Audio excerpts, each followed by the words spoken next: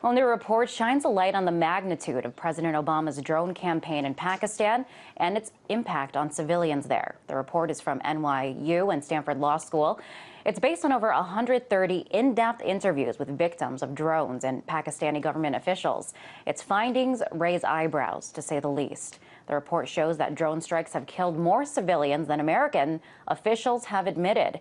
It also reveals the pervasive anxiety instilled in those who live where drone strikes occur. Residents describe the constant buzzing above and the fear of knowing that a strike can happen any time, yet not know when.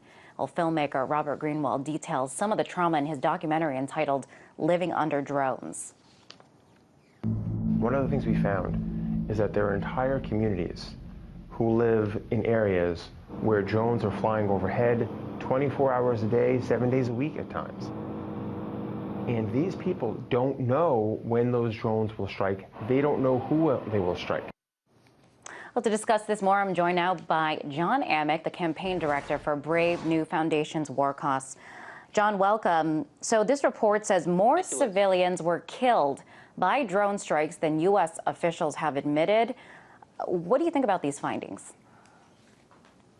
This report is amazing. Brave New Foundation produced this video to amplify its findings, and it was groundbreaking in a sense that they did get access to a notoriously difficult place to access the Fatah region of Pakistan, and in particular North Waziristan, and to talk to people on the ground about what it's like was tremendous.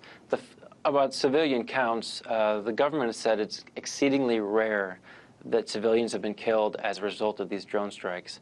They even say, they put the number in single digits, as a matter of fact, which is absurd based on a host of different organizations that follow these things. Probably the most reliable information comes from the Bureau of Investigative Journalism, which this report shows probably has the best statistics. They take into account local news outlets of all kinds, not just the military or not just the U.S. government spin on things.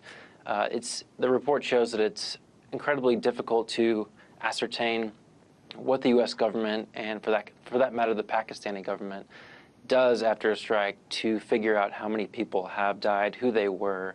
Oftentimes, bodies are mutilated beyond recognition. So even if they did have these efforts to find who was there and what happened, there's no guarantee that they would know who anyone is based on the devastation and destruction.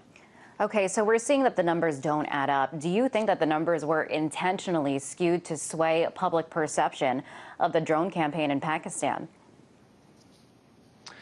I can't say that it was a coordinated campaign. I'm sure that the fact that the U.S. government can control so much information in this aspect, one, because this is a remote area of the world, and two, because much too much reporting on this issue takes into account what the government tells reporters. Reporters aren't scrutinizing what the government is telling them. They often cite anonymous officials. And I think that it's a prime example, I think, of media just regurgitating whatever the government tells them for a variety of issues, understandably, but at the same time, there has not been the kind of critical reporting that should happen on something of such a magnitude. Another problem is how the government classifies people in this region. Any male above the age of 18 is considered a militant. So therefore, they don't take into account who that person was, that they were actually an innocent civilian. There are all sorts of problems with the accounting issues. And beyond the death toll, John, what this report also reveals is the effect that this is taking on living residents over in Pakistan. This constant state of dread and fear and anxiety that is breeded by having these drones constantly humming up above. What about that part of the report? Again, if there's anything groundbreaking about this report, it is the fact that they were able to access so many people in this very, very tough region to get to. The sheer horror and terror that the interviewees, the people that live on the ground, relay to the researchers is unbelievable. The fact that their communities are completely fractured. People are afraid to take their children to school for fear of drone strikes. The community bond is broken down where There's widespread mistrust between people in North Waziristan, worried about whether local scores might be settled via drone strikes. If someone has a beef with someone, they might hand them a CIA. This is what the fear on the ground is, that people are working with the CIA. And so basically, everyone is very wary of one another. The PTSD symptoms are tremendous.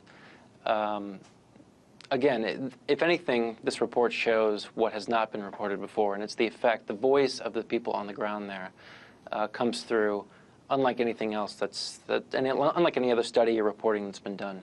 And with this voice coming through, what we're also hearing is that the people of Pakistan their public opinion of the U.S. is dwindling. Of course, when we're seeing this anxiety that's being bred on the ground as a result of this drone program, ultimately, then, does this show that the program is counterproductive?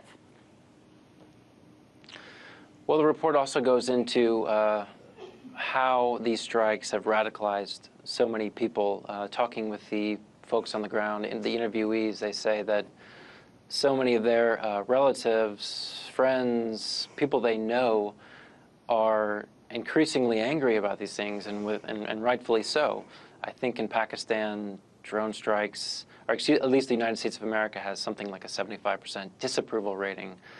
And it's not completely, 100% disapproval, because there are some factions that do believe that the strikes are valid, but the vast majority find it an affront to their national sovereignty, and that brings in a host of other legal issues. But the fact of the matter is that they're widely unpopular. It's incredibly disruptive to the local society. Many innocent civilians are dying, and there's not enough honest debate, much less action in the United States, to counter this program. Okay, and I do want to bring up what advocates of drones say. Proponents of drones say they allow the U.S. to precisely hit its targets while limiting civilian casualties. Does this report disprove that argument? It certainly challenges it to a high degree. I mean, I think that, again, that's classic government spin, and I think what we're fed in the United States and really throughout the Western world is that this is a pinpoint. There's pinpoint accuracy to drone strikes that is very targeted. But even by the government's own two-faced accusations about who is targeted, how they are targeted, who's a militant, what the militant actually means to the government, there are too many contradictions for this to be true. So it's definitely worrisome. Okay, and we don't have too much time left, but I do want to ask you, will this report, could it put pressure on the administration to change the way it's conducting the drone campaign? That's hard to say. I mean, they've ignored a lot of other, there is some solid reporting on this going on, and they've ignored that to a certain extent, and they still hide behind secrecy, saying that they don't have to give legal justification for all this. But the hope is that there's dialogue. I would urge people to go to warcosts.com to watch the video, to spread it around. We're on Facebook at Warcosts, facebook.com/Warcosts, and at Warcosts on Twitter. We're having a debate about this with our hashtag #UnderDrones, if you'd like to talk about it on Twitter. And again, the hope is that even if the government doesn't take enough, give enough attention to this report, that citizens of the United States and all over the world can press them to start a dialogue. All right, John, really appreciate you coming on the show. And that was John Amick, the campaign director for Brave New Foundation's War Costs.